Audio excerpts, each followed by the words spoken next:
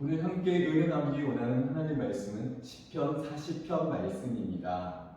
이 말씀은 다윗이 어려운 가운데 있을 때 하나님께 부르짖음으로 하나님이 응답하셨다는 그의 고백을 바탕으로 새 노래를 부르자는 다윗의 그러한 외침을 노래하고 있습니다. 다윗은 하나님이 그의 기도에 응답하셨음을 고백하고 표현함에 있어서 순차적으로 하나님이 그의 기도에 어떻게 응답하셨는지 단계적으로 하나님의 응답하심에 대해서 노래하고 있습니다. 시편 40편 1절에 맨 처음 나온 부분에 보면 하나님이 나의 기도를 들으셨다고, 나의 기도에 귀를 기울이셨다는 그런 고백을 합니다. 귀를 기울이셨다는 것, 이것은 단순히 그냥 스쳐가는 소리를 들리는 대로 들었던 것이 아니라 그 소리를 듣기 위해서 관심을 가지고 기도를 듣기 위해서 몸을 기울이는 것을 말합니다. 이렇게 기도에 들으시고 그의 부르짖음을, 귀를 기울이시고 그 부르짖음을 들으셨다고 고백을 합니다. 다윗이 어떠한 어려움 가운데 있었는지, 그리고 어떠한 마음 상태인지, 어떠한 도움이 필요했는지 하나님께서는 다윗의 부르짖음에 다윗의 기도를 들으신 것입니다. 이렇게 들어주는 것만으로도 우리는 감사하고 위로가 되지만 지금 상황은 그런 상황이 아닙니다. 하나님께서 행하시고 그 상황을 바꿔주셔야 할 때입니다. 그래서 하나님께서는 다윗의 기도의 응답의 다음 단계로 나를 기가 막힐 웅덩이와 수렁에서 끌어올리셨다는 고백을 합니다. 하나님은 다윗을 건져주셨습니다. 다윗이 처한 상황에서 벗어나게 하신 것입니다.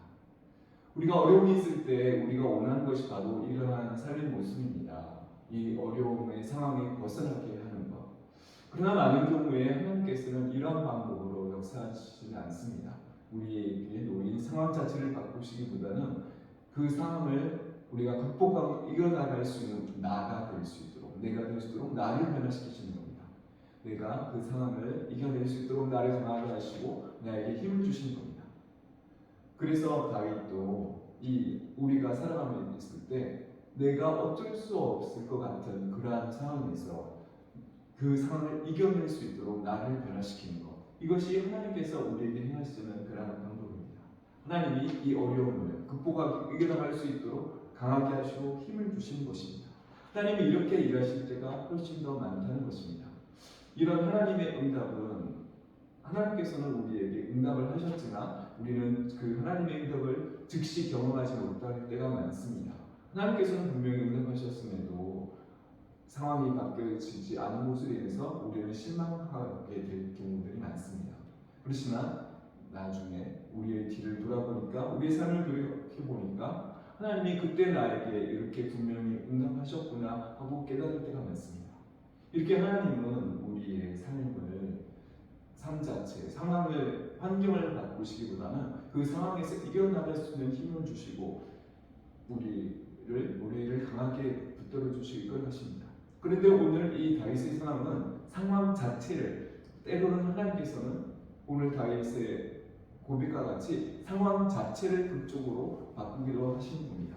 다윗이 지금 기억하고 있는 것이 바로 이러한 하나님께서 상황 자체를 그쪽으로 바꾸셨다는 것을 기억하고 있는데, 다윗은 정말 그가 벗어날 수 없는 최악의 상황에서 그는 하나님께 부르짖었고 하나님께서는 다윗을 건져주셨습니다. 그래서 다윗은 고백을 합니다. 내 발을 반석 위에 두셨고 내 걸음을 견고하게 하셨다고.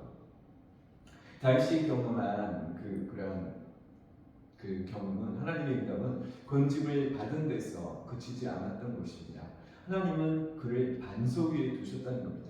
이 반석, 발을 제대로 디딜 수 없던 그러한 수렁에서 건져서 무엇보다도 견고하고 안전한 반석 위에 그 발을 두셨습니다.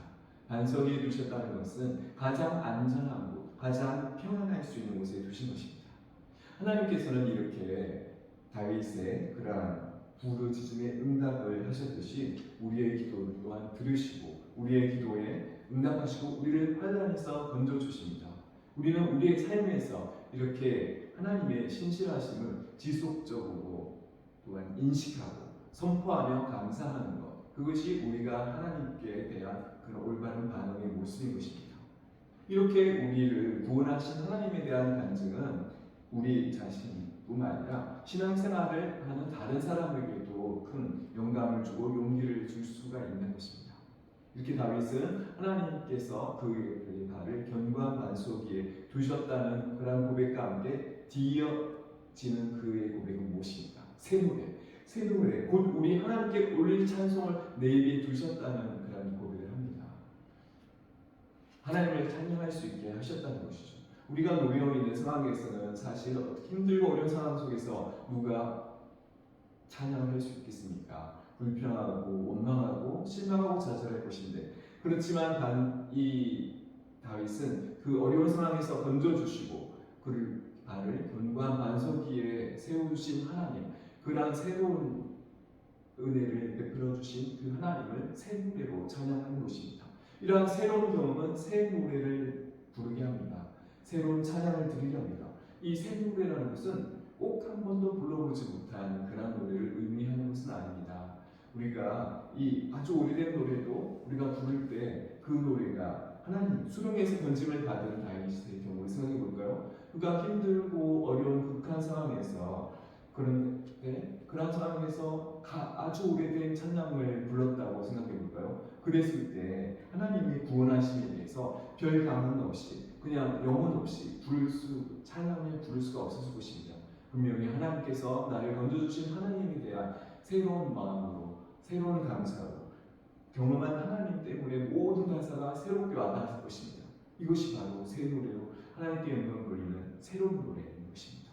우리의 삶 또한 그렇습니다. 그러니까 삶에서 하나님을 깊이 경험하며 우리가 드리는 노래로 늘 새로운 노래로 새로운 찬양이 될 수가 있습니다.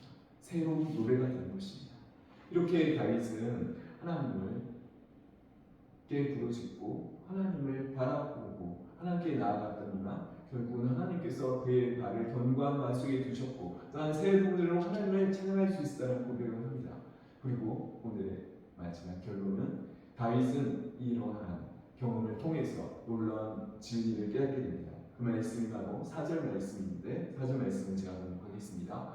여호와를 의지하고 교만한 자와 거짓에 치우치는 자를 돌아보지 아니하는 자는 복이 있도다. 진정한 복이 있는 자는 하나님을 의지하는 자가 복이 있다고 했습니다. 또한 교만하고 거짓에 치우치는 자를 돌아보지 아니하는 자가 복이 있다고 했습니다. 다윗은 정말 어떠한 사람이 복이 있는지에 대해서 그러한 교훈을 얻었습니다. 하나님을 의지하는 자가 결국 복이 있는 자라는 것이죠.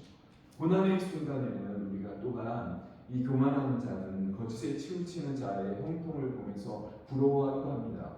그러면서 그들에게 도움을 구하고자 하는 마음도 생길 수가 있습니다. 정말 이 순간에는 그렇게 해서라도 어려움을 모면하고 싶고 넘어가고 싶은 마음이 들 때가 있습니다. 그 교만한 자들, 거짓에 치우치는 자들, 그들은 하나님이 없다고 하는데 그들이 잘 되니 그들을 바라보게 되고 그들에게 도움을 구하고 싶고 그들이 혹시 도움을 얻을 수 있지 않을까 싶은 생각을 가지게 됩니다. 하지만 다시 깨달은 것은 그러한 자들, 끝까지 하나님을 의지하는 자가 복이 있다는 것이죠. 거짓에 치우치는 자, 교만한 자를 돌아보지 않았던 것, 그것이 다윗의 그러한 믿음의 모습인 것입니다. 오늘 우리가 시편 40편 말씀을 함께 묵상했는데 우리는 이 시편 40편 말씀을 통해서 우리 하나님이 언제나 늘 신실하신 하나님, 특별히 고난의 때 신실하시다는 그 영원한 진리를 상기하게 됩니다. 오늘 시편 40편 구절은 우리 구원의 경험과 그에 따른 그런 감사와 순종의 반응에 대한 강력한 간증을 나타내고 있습니다. 우리 그리스도인의 삶이 그렇습니다. 환경 자체가 언제나 평안하고 우리가 보기에 평안하지만 않다는 것이죠. 우리가 보기에도 참 우리의 환경이 참 안 됐고 참 불쌍해 보이는 그러한 때가 또 많다는 것이죠. 물론 언제나 요동치는 것은 아닙니다. 환경은 수시로 달라집니다. 환경은 우리가 어떻게 예상할 수가 없는 것이죠. 하지만 분명하고 변함이 없는 그 신실하신 하나님의 약속은 분명합니다. 그 변함이 없습니다. 그렇기 때문에 우리 하나님은 우리를 안전하게 지키실 것이고 우리를 붙잡아 주실 것이라는 그 약속을 하나님은 끝까지 끝까지 행하신다는 것이죠.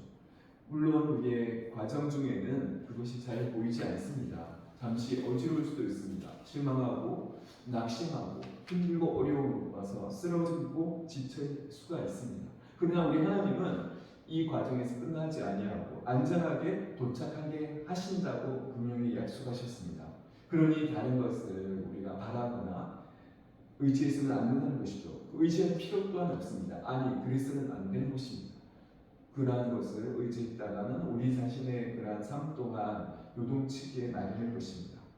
이 다윗이 고백했던 것처럼 하나님을 의지하는 자가 복이 있습니다. 어떠한 상황에서라도 하나님을 의지하는 자가 복이 있는 자인 것입니다. 이 오늘의 말씀의 진리를 교훈을 생각하면서 우리도 살아가면서 다양한 그러한 시련과 도전에 직면합니다. 우리를 압박하는 압박감을 느끼면서 절망의 구렁텅이에 빠져있는 그러한 우리 자신을 발견할 수도 있습니다. 그러나 이럴 때 다윗이 하나님께 부르짖었듯이 우리도 하나님께 도움을 청할 수가 있습니다. 우리 하나님은 우리의 편이시고 우리의 기도에 응답하신다는 하나님. 우리가 필요할 때 언제나 함께 하시고 도움이 되시고 우리를 지키시고 건져 주시는 구렁텅이에서 우리를 들어올리실 수 있는 하나님은 늘 우리를 위해서 준비가 되어 있으시다는 것이죠.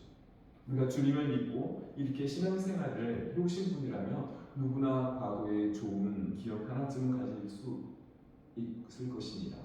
그래서 시편 기자가 시편 34편 8절에서 고백했던 것이 여호와의 선하심을 맛보아 알지어다.